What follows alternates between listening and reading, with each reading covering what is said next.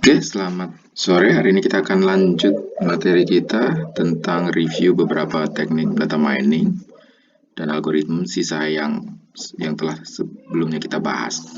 Kalau sebelumnya kita sudah membahas berbagai algoritma data mining dan eh, metode data mining untuk klasifikasi dan regresi. Sekarang di bagian ini kita akan membahas tentang asosiasi pada data mining. Jadi salah satu metode yang sangat populer dalam data mining, terutama di bisnis, adalah teknik asosiasi. Karena dengan teknik asosiasi ini tujuannya adalah untuk mencari pola yang menarik atau pola yang penting antar data. Jadi kalau misalnya kita punya bisnis, berbagai produk, kita bisa mencari relasi antar suatu produk dengan teknik asosiasi. Jadi misalnya suatu barang apa yang cenderung dibeli kalau orang membeli barang lain. Jadi misalnya kalau orang membeli popok, mungkin kecenderungannya dia juga akan membeli susu bayi. Atau kalau orang membeli rokok, juga mungkin dia akan sering membeli korek api. Jadi hal-hal seperti itu bisa dicari relasinya dengan menggunakan teknik asosiasi. Ini juga merupakan salah satu teknik keluarga dari machine learning dan dia adalah teknik unsupervised learning. Oleh karena itu, tidak membutuhkan label data. Teknik asosiasi ini juga sering disebut dengan market basket analysis. Sering dipakai untuk menjelaskan relasi antar data, misalnya kayak sering juga dikenal dengan terminologi relationship between diapers and beers, karena biasanya orang yang membeli diapers punya kecenderungan sendiri, orang yang membeli beers punya kecenderungan sendiri. Jadi asosiasi pada rule mining itu pertama inputnya adalah transaksinya, simple point of sale transaction data. Lalu outputnya kita mencari affinities, frequent affinities antara item-item yang ada. Jadi misalnya berdasarkan transaksi data, kita bisa tahu bahwa customer yang membeli komputer laptop juga biasanya akan membeli software proteksi antivirus misalnya. Atau dia juga akan membeli proteksi atau service plan untuk komputernya tentu.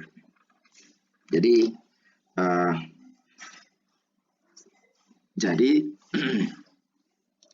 kita tujuannya adalah bagaimana kita sebagai bisnis industri bisa menggunakan pattern atau pola yang diperoleh dengan asosiasi untuk kepentingan bisnis kita. Misalnya kalau di supermarket dipakai untuk supaya barang yang kita anggap sering dibelanjakan menjadi berdekatan. Misalnya diaper akan dekat dengan susu bayi karena cenderung orang akan membeli susu bayi misalnya.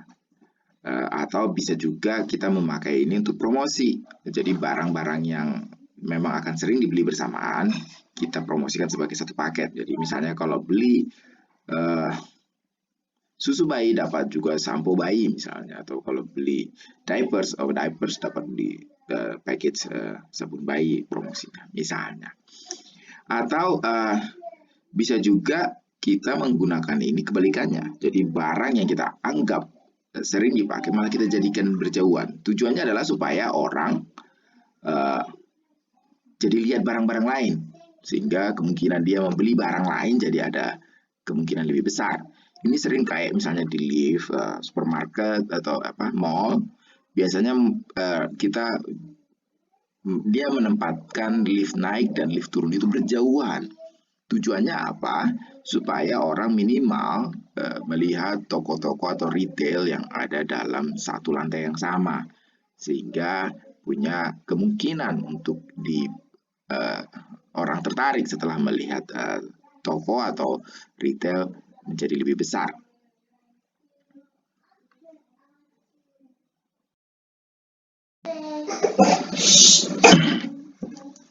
Jadi association rule mining adalah representative application dari associative rule mining, yang termasuk di sana adalah dalam bisnis itu termasuk dipakai dalam cross marketing, cross selling, store design, catalog design, e-commerce site design, optimization, advertising, product pricing, dan sales promotion. Jadi association rule mining itu sering dipakai dalam bisnis untuk hal seperti ini, sehingga kita bisa cari tahu apa yang barang yang menjadi cross marketing, apa yang menjadi cross selling, bagaimana kita mendesain toko kita, bagaimana kita mendesain katalog, advertising, dan lain-lain. Di medicine atau di dunia kedokteran ini juga dipakai. Misalnya dengan asosiasi rule mining kita berusaha mencari relasi antar gejala dan penyakit. Jadi mana penyakit yang memiliki gejala yang mirip, mana yang simptom yang mirip, sehingga kita bisa tahu kandidat-kandidat diagnosis penyakit berdasarkan gejala yang diderita oleh pasien. Berdasarkan karakteristiknya, sehingga juga kita bisa mencari relasi treatment apa yang dipakai untuk pasien dengan gejala tersebut. Dan di dunia bioinformatics juga dipakai untuk mencari relasi antara gen. Jadi mana gen yang kita anggap saling berelasi untuk terkait dengan penyakit apa yang dideritanya. Misalnya kayak sekarang lagi masa pandemi COVID, untuk pencarian misalnya apa gen yang paling dipengaruhi oleh virus tersebut, biasanya juga memakai teknik asosiasi antar gen, mana gen yang saling berpengaruh. Misalnya juga tentu relasinya dengan ketika misalnya dengan penyakit yang lain, misalnya corona yang atau SARS yang dulu. Jadi hal seperti itu juga bisa dicari dengan asosiasi. Jadi ini adalah logaritma association rule mining. Jadi kalau kita punya sebuah generic rule yang memetakan X kepada Y dengan mencari persentase support, jadi seberapa sering X dan Y itu bersama, dan mencari persentase confidence, seberapa sering Y itu bersama dengan X. Jadi ini adalah rules-nya. Jadi biasanya kita tulis dalam notasi misalnya, berarti ini adalah relasi antara barang laptop komputer dan software antivirus dengan extended service plan. Berarti mereka punya support 30% dan artinya seringan X dan Y ini bersama dengan extended service plan. Laptop dan antivirus software itu bersama dengan service plan itu sebanyak 30%. Dan 70% adalah di mana kalau dia membeli extended service plan juga membeli barang laptop komputer dan antivirus software. Jadi beberapa algoritma yang dipakai dalam association rule mining antara lain a priori, ECLAD, dan FP growth, serta plus derivatif ataupun hibrid dari ketiga algoritma ini. Algoritma ini membantu untuk mengidentifikasi mana barang yang sering dibeli dan mengkonversi mereka menjadi rules, asosiasi rules. Asosiasi a priori algorithm mencari subset dari barang yang common, sejumlah minimum tertentu dari item setnya. Dia menggunakan pendekatan bottom up approach, di mana subset yang sering itu di-extended ke satu item pada suatu waktu. Ukuran dari frequent subsetnya bertambah dari satu item ke 2 item, kemudian ke 3 item, dan demikian seterusnya. Grup dari kandidat dari setiap level kemudian diuji berdasarkan data yang digunakan untuk minimum supportnya. Jadi misalnya, ini contohnya ada beberapa item. Ini item ini memiliki SKU item numbers ini, lalu inilah receipt-nya, dia beli barang 1, 2, 3, 4, receipt number ini membeli barang yang segini, lalu demikian seterusnya. Lalu berdasarkan data raw ini kita mencari relasi antara item 1 sering dengan 3, 2 dengan 6, 3 paling sering dengan 4, 4 paling sering dengan 5. Lalu di berikutnya ke to item set, jadi kalau dengan 1 dan 2 berapa banyak dia disupport oleh 3 paling banyak, 1 3, dia 2, demikian seterus sampai sekarang ke 3 item set.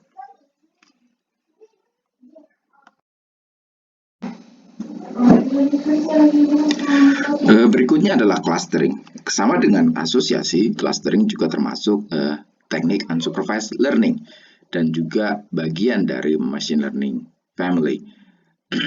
Pada prinsipnya, clustering ini tujuannya adalah mencari pengelompokan terbaik untuk data yang kita punya. Jadi, berdasarkan kemiripan antar data, dalam tanda petik, definisi kemiripan ini tergantung apa yang kita mau lakukan. Misal, kemiripan bisa didefinisikan sebagai kedekatan antar data secara jarak, bisa juga kedekatan antar data secara distribusi, maupun bisa juga kedekatan antar data berdasarkan density atau formnya juga. Jadi, definisi kedekatan ini yang biasanya kita definisikan. Karena cluster yang akan dibentuk biasanya juga akan sangat tergantung bagaimana kita mendefinisikan data yang kita anggap dekat. Tujuan clustering adalah dengan ini kita bisa mengelompokkan data masa lalu, kemudian ketika ada data masa yang baru, kita bisa mengassign data tersebut ada di cluster mana. Implementasinya misalnya, kalau kita punya data transaksi, data historis dari customer, data transaksi dari setiap customer, berdasarkan historis tersebut, kita bisa membangun sistem clustering untuk mengidentifikasi mana customer yang kita anggap promising misalnya, mana yang kita anggap tidak promising. Hal ini juga misalnya bisa dipakai untuk nanti promosi. Jadi kita melakukan promosi ke customer yang kita anggap promising misalnya. Lalu ketika nanti ada customer baru, tentu kita bisa mengidentifikasikan berdasarkan cluster yang sudah terbentuk, kemana kira-kira customer baru ini akan ditempatkan. Apakah dia akan termasuk customer yang promising atau tidak. Jadi gunanya clustering bisa digunakan untuk mengidentifikasi pengelompokan dari customer seperti yang tadi saya bilang. Juga kita bisa menggunakan untuk mengidentifikasi kelas yang akan dipakai sebagai tujuan atau target yang kita inginkan, misalnya untuk promosi. Bisa juga dipakai sebagai salah satu cara mencari karakterisasi, definisi, dan labeling dari populasi dari data yang kita punya. Bisa dipakai juga untuk kompresi, jadi mengurangi kompleksitas atau ukuran dari data mining method. Jadi kalau di sini kita biasanya misalnya ini sering dipakai misalnya di image processing. Kita punya image banyak kan, misalnya ukurannya 256 kali 256, terdiri dari 255 pixel. Dengan melakukan clustering kita bisa mengidentifikasi misalnya mana pixel berapa saja yang penting. Jadi misalnya hanya tanpa kita pakai 255 jumlah pixel. Bisa juga dipakai untuk misalnya KNN. Kalau di KNN kan kita harus mengukur semua kedekatan antara data kita ke seluruh data lain. Nah, dengan clustering kita bisa mencari kedekatan dengan clusternya dari data itu, bukan dengan keseluruhan data. Jadi ini bisa sangat menghemat komputasi.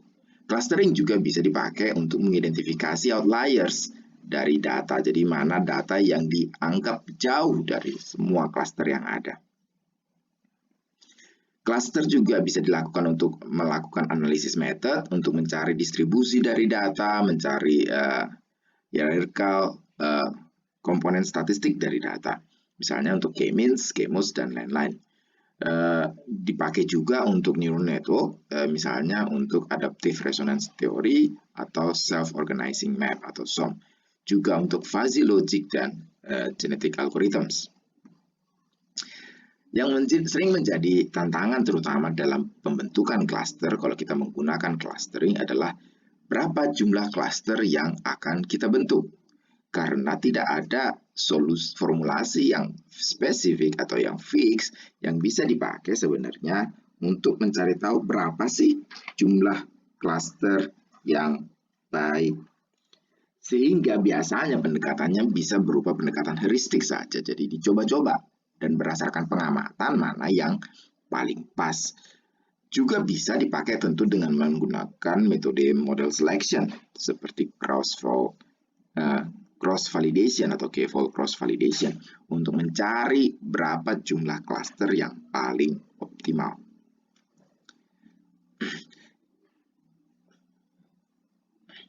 Ini contoh-contoh teknik clustering. Yang pertama yang paling sering tentu K-means clustering. Jadi kalau K-means clustering, kita sudah menentukan jumlah K-nya yang predetermined.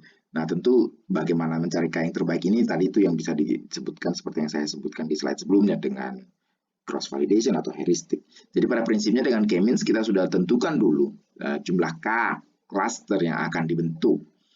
Jadi berdasarkan jumlah K cluster yang akan dibentuk, titik tengah cluster K ini akan di-generate secara random dan setiap data akan menghitung ke cluster mana dia terdekat dan cluster terdekatnya dia akan di-assign ke dalam cluster tersebut. Dan ini dilakukan iterasi lalu setelah semua cluster terbentuk ditentukan center point yang baru dari cluster tersebut. Lalu berdasarkan center point yang baru, setiap data kembali menghitung ke cluster mana dia yang paling dekat, lalu dia di-assign ke cluster dia yang terdekat.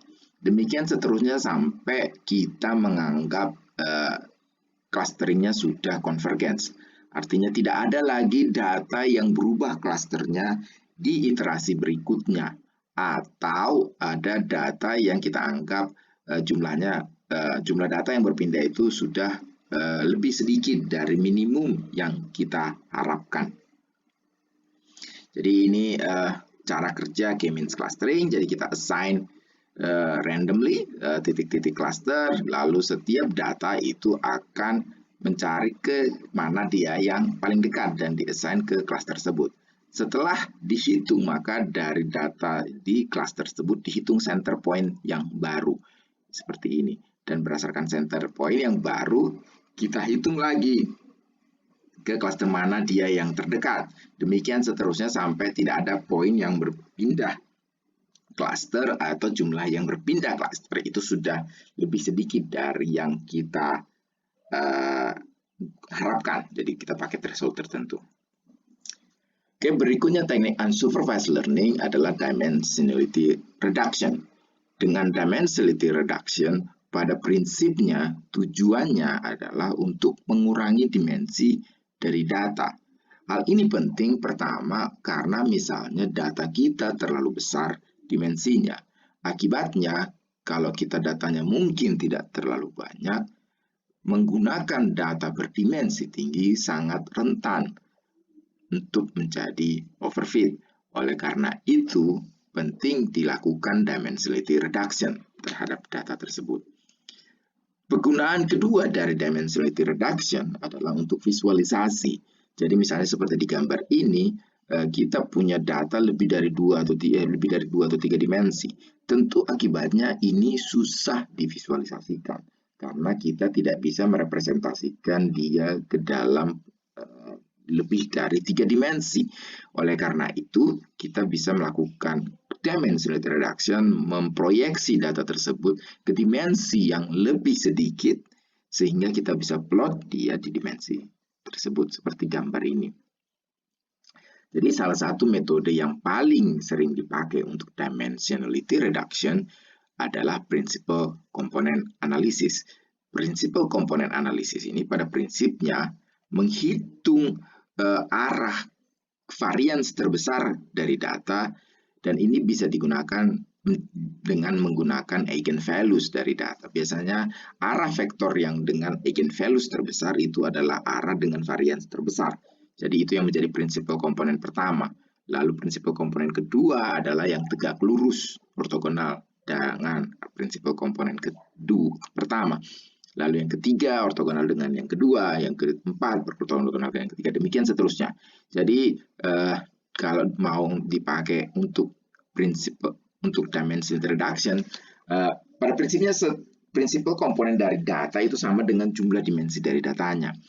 Nah, ketika kita mau menggunakan untuk dimensionality reduction, tentu tinggal kita pilih yang mana jumlah yang mau kita pakai. Misalnya kalau data kita misalnya 5, dari 5 prinsipal komponen, misalnya kita hanya pakai 2 atau 3 saja contohnya. Oke, ini adalah beberapa contoh software yang dipakai untuk data mining. Banyak tentu yang berbayar, banyak juga yang gratis. Untuk sekarang mungkin Python merupakan salah satu yang populer untuk dipakai untuk data mining. R juga salah satu yang lebih populer. Tapi di mata kuliah ini karena saya tidak pernah memakai R, tentu kita fokus dengan penerapan Python. Mungkin kalian ada familiarity dengan RapidMiner yang sering kalian juga pakai. Hadoop dan Spark itu biasanya dipakai untuk HPC. MATLAB tentu juga kalian bisa pakai. WK adalah yang cukup mirip dengan RapidMiner karena dia tidak membutuhkan programming sama sekali. Tapi tentu bisa juga dipakai untuk programming. Juga bisa dipakai untuk data mining. K9 itu mirip dengan RapidMiner, scikit-learn berbasis Python, Java, Anaconda itu juga Python. Jadi ini adalah beberapa contoh software yang tools yang bisa dipakai untuk data mining. Ini adalah platform yang dipakai untuk data mining, cloud computing, Apache Hadoop, Amazon Web Service, dan lain-lain. R, SQL, Java, Python, C++, dan lain-lain. Ini hanya aplikasi case penggunaan data mining, jadi kita bisa lanjut terus. Jadi, tapi kalau mau dijelaskan, jadi misalnya kita punya permasalahan bagaimana kita bisa menggunakan data mining untuk memprediksi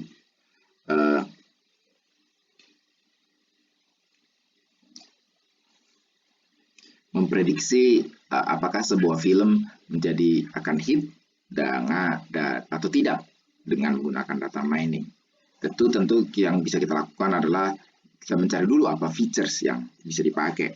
Misalnya di sini kita pakai features, genre-nya, ratingnya, bintang filmnya, apakah dia pakai special effect, apakah ini film sequel atau tidak, dan lain-lain. Jadi berdasarkan features yang sudah kita pilih, misalnya ini, kita membangun algoritma apa yang mau dipakai, apakah neural network, decision tree, SVM, dan lain-lain. Dan berdasarkan itu kita membangun model untuk prediksinya. Lalu ini hasilnya misalnya. Jadi dengan demikian kita bisa membangun seberapa sistem yang bisa kira-kira memprediksi apakah sebuah film akan populer atau tidak.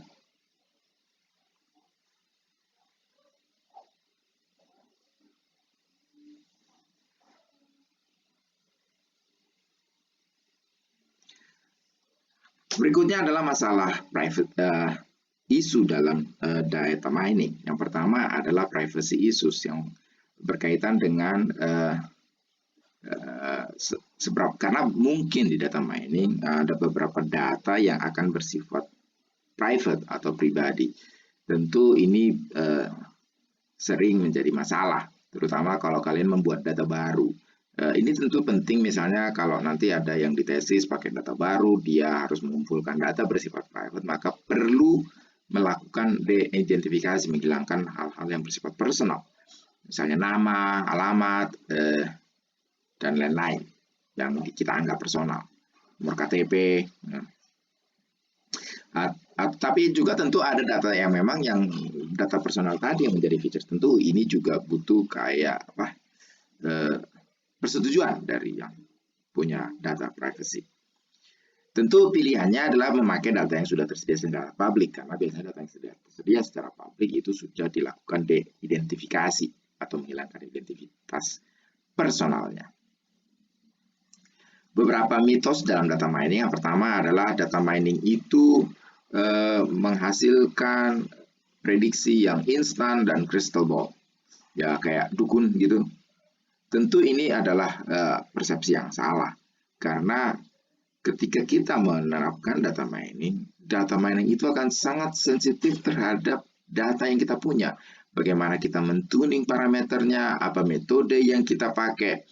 Tanpa itu tentu prediksi dari data mining bisa jadi hanya sekedar prediksi kosong. Bisa jadi akurasinya sangat rendah atau tidak ada maknanya. Jadi perlu pemahaman apa yang menjadi cocok dipakai data mining, features apa yang dipakai di data mining, metode apa yang dipakai di data mining, dan lain-lain.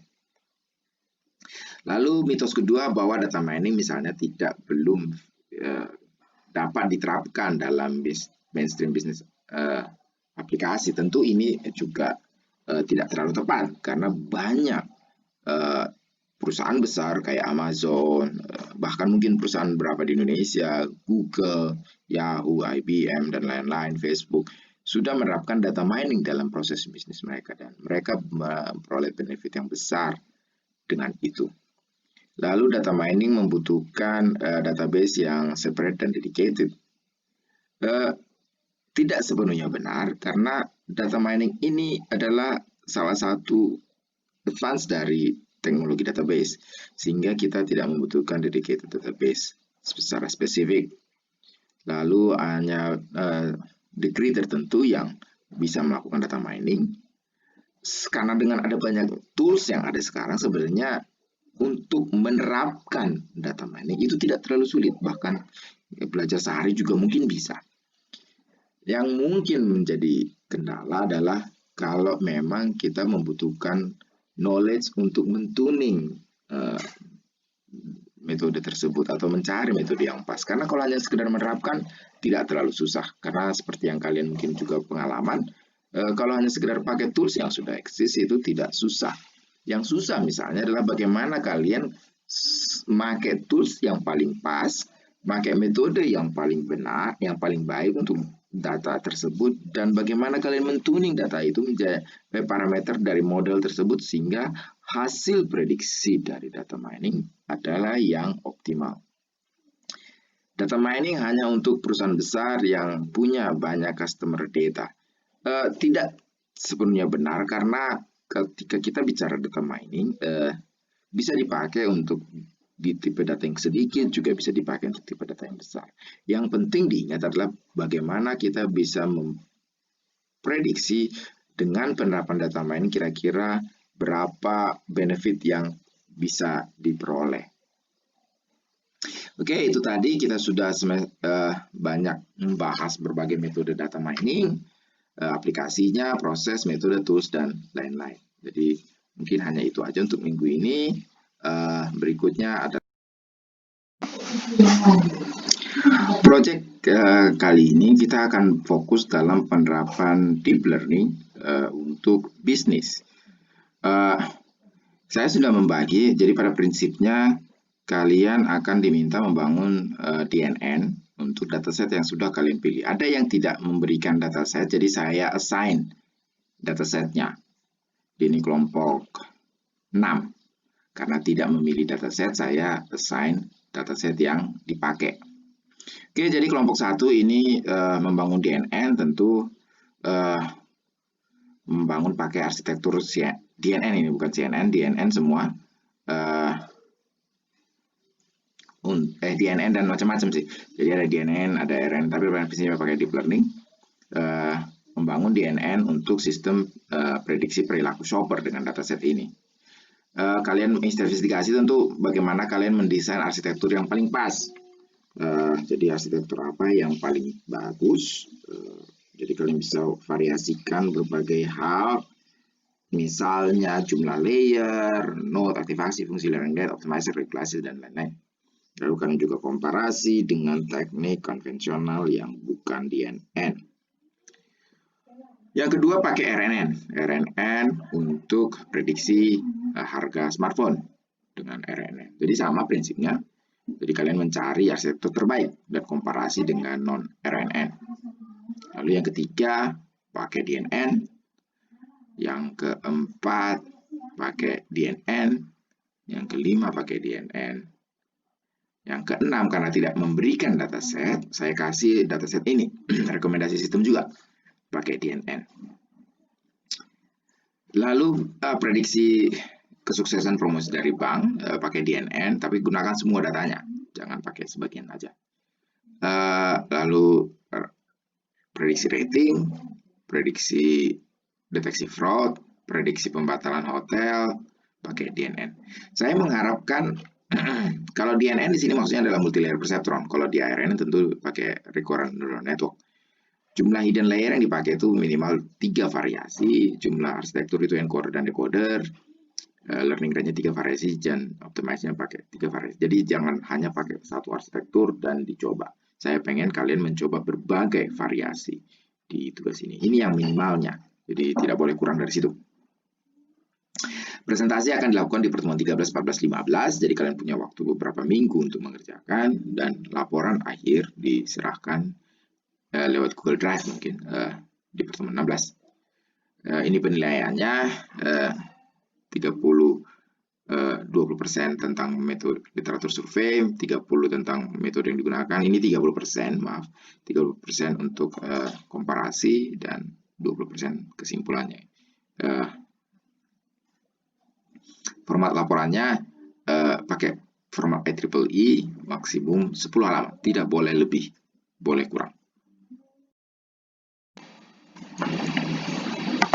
Oke, jadi ini contoh tutorial dengan menggunakan MNIST dataset seperti yang sudah dicontohkan di pertemuan-pertemuan sebelumnya, tapi kita sekarang, ini salah, bukan CNN tapi DNN. CNN itu materi minggu depan. Untuk digit recognition, jadi ini kalian sudah seperti yang kemarin, kita import dari Keras. Ini datasetnya, lalu kita pisahkan untuk data training dan data testing. Lalu misalnya kita mau menggunakan deep learning, dalam hal ini DNN, multi-layer perceptron. Jadi kalau kita bicara multi-layer ini, berbagai arsitektur yang bisa dipakai di Keras. Ini saya pakai Keras, sebenarnya bukan harus Keras, ada juga PyTorch yang bisa dipakai untuk implementasi deep learning di Python. Jadi model dari Keras itu ada yang bersifat sekuensial atau ada yang model. Kalau sekuensial itu dia seri gitu. Kalau untuk cocoknya untuk yang stack itu cocok sekuensial. Jadi ini layer pertama, setelah layer pertama disusun oleh layer kedua, disusun layer ketiga, demikian seterusnya. Jadi itu DNN, deep learning. Lalu conv2D ini untuk convolutional, nanti kita akan pakai minggu depan. Jadi ini yang dipakai untuk convolutional layer, max pooling juga dipakai convolutional layer. Flatten biasanya dipakai untuk mengkonversi kalau kita dari konvolusi ke multi-layer perceptron. Karena kan konvolusi nanti dia tidak terkoneksi terhadap semua output, inputnya tidak terkoneksi terhadap semua node berikutnya. Lalu ini yang dipakai untuk multi-layer perceptron, dense atau sering juga disebut dengan fully connection layer. Dropout itu untuk regularisasi. Jadi yang pertama tentu kita import dulu semua yang kita perlu. Jadi convolution layer itu ada di sini, dan kalau dia yang fully connected layer itu ada di sini, di dense. Jadi sekarang kita sudah upload datanya, kita normalisasi datanya, karena kalau kita bicara deep learning, umumnya kan outputnya itu kan dari 0 dan 1. Jadi ada baiknya karena kita harus normalisasi datanya menjadi bernilai 0 dan 1. Nah ini kan warna kan dari 0 sampai 2,5. Jadi kita normalisasi dia menjadi 0 dan 1. Lalu ini kita one hot encoding outputnya, jadi supaya dia numerik. Jadi supaya dia bernilai Misalnya kalau ini kan MNIST berarti dia punya ukuran 10 kali 1 karena 0 dan 0 kan. Dia ada kelas sendiri. Jadi 0, 1, 2, 3, 4, 0, 1, 2, 3, 4, 5, 6, 7, 8, 9 dan O kalau di jadi kalau di sini sih hanya ada ya jadi ada 10 kan, jadi 0 0 1 2 3 4 5 6 7 8 9. Jadi ada 10 kelas. Jadi pada prinsipnya kita membuat dia jadi one hot encoding. Jadi kelas 0 menjadi nilainya 1 0 0 0 0 0, kelas 1 menjadi 0 1 0 0 0 0 terusnya sampai nanti kelas 9 menjadi nilainya 0 0 0, terakhir di kolom terakhir dia bernilai 1. Itu gunanya ini, jadi membuat supaya outputnya itu menjadi one hot encoding. Oke, ini pertama kita menggunakan arsitektur pertama, jadi cuman satu hidden layer. Ini input layernya. Kita menggunakan dense, berarti multi-layer perceptron.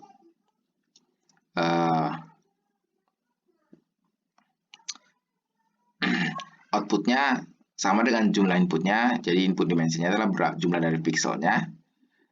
Outputnya menjadi sama, jadi dia output dan inputnya sama dimensinya. Lalu kita menggunakan kernel initialization normal dan aktivasinya ReLU. Jadi tadi yang ada ReLU tadi yang kita sudah bahas. Lalu di layer berikutnya, hidden layer kedua, yang pertama atau juga sekaligus output layernya, outputnya adalah sebesar jumlah kelasnya. Jadi misalnya di sini ada 10, inisialisasinya normal dan aktivasinya kita menggunakan softmax. Lalu kita compile sehingga dia akan mereturn modelnya. Lalu dari data kita tadi ya tinggal kita feed saja. Kalau ini gunanya hanya untuk membuat seperti ini, jadi disampaikan. Jadi pada prinsipnya kita punya dua layer, input dan output, di mana yang layer pertama itu dimensinya 784, yang layer kedua outputnya 10. Jadi ada sekitar total 600.000 parameter yang harus di training. Nah, jadi kita bisa training ini misalnya kita gunakan epochnya 5, jadi artinya kita hanya akan mengulang iterasinya sebanyak 5 kali. Jadi ini epoch pertama, kita peroleh loss seperti ini, akurasi trainingnya seperti ini, loss validasi datanya seperti ini, dan akurasi data validasi adalah 96%. Demikian seterusnya sampai selesai 5 kali iterasi, maka kita uji dengan data testing, kita peroleh akurasi yang 97,87%. Ini jauh lebih baik dengan metode yang kita sudah terapkan sebelumnya kan. Jadi kita bisa lihat bahwa dengan artificial neural network kita bisa memperoleh akurasi yang cukup baik. Nah sekarang kita mau menambah depth-nya, jadi ya tinggal seperti ini, tinggal kita tambahkan aja depth-nya di antara input dan output-nya. Jadi ini sekarang kita punya 3 hidden layer, di mana hidden layer itu outputnya masing-masing. Yang pertama 100 node-nya, lalu yang berikutnya adalah 50, dan yang berikutnya adalah 100 lagi. Ini yang disebut dengan encoder dari 100 ke 50, dari 50 ke 100 itu decoder karena dia bertambah banyak. Aktivasinya kita pakai semuanya ReLU, lalu kita compile, kita lakukan fitting dengan data kita. Jadi seperti ini kita bisa lihat bahwa sekarang kita punya input layer, output layer, dan 3 hidden layer. Dan sekarang parameter yang harus kita update itu jauh lebih besar, sekitar 700.000. Kita lihat bahwa di sini akhirnya akurasinya sedikit lebih baik, 97,97%. Nah, ini pemakaian dropout. Jadi kalau dropout itu cukup tadi dengan dropout seperti ini. Artinya kalau ini 20% dari parameter di layer ini itu tidak akan diupdate. Jadi hanya akan di freeze saja. Ini bisa kita ubah-ubah, tentu bisa 0,2, 0,5 dan seterusnya sesuai dengan yang menurut kita mana lebih baik. Dan kita lihat dengan proses training kita peroleh akurasi 97,80%. Ini beberapa fungsi aktivasi yang bisa dipakai. Seperti tadi ada sigmoid, ada relu, ada tan kalau mau, ada liki relu dan elu. Jadi ada banyak fungsi aktivasi yang bisa dipakai. Ini adalah contoh penerapan sederhana dari deep learning atau deep neural network di sini. Oke, itu aja untuk tutorialnya. Kita ke project sekarang.